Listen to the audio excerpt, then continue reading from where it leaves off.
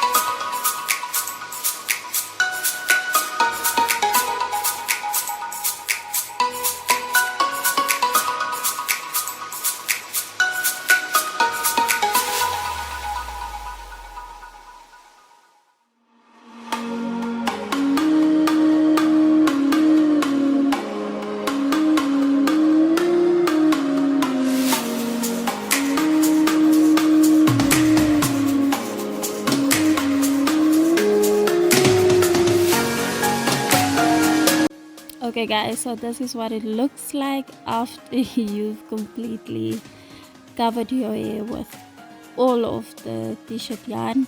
You don't need t-shirt yarn, by the way. You can use old t-shirts and just cut it out. So yeah, I'm just gonna loosen it. You'll see there's one at the bottom because we've tried to monitor how dry it is and how far it is. So once you are done, you just unravel it, remove the top part, and then when you remove the bottom part, move it in the opposite direction. Move the t-shirt yarn rather than the curl, because you don't want to mess up your curl. As you can see, I'm still feeling if it's dry or not. You need to carefully unravel it in order not to let the hair frizz or mess up the whole curl. So that's just what I continued doing.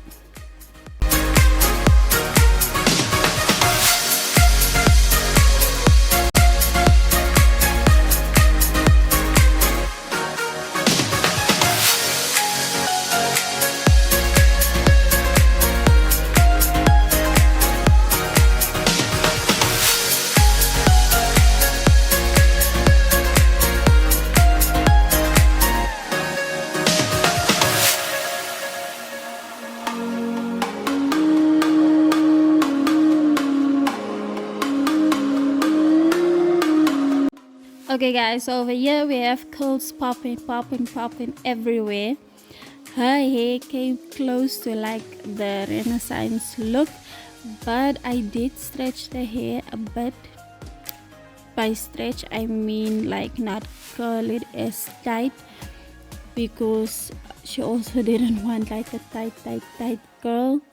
Gotta do what the client wants. Okay, and here I'm basically just gonna unravel the curl. So you twist one curl in the opposite direction and then take it apart, and once you've taken it apart, you twist it back into that section, and that's it.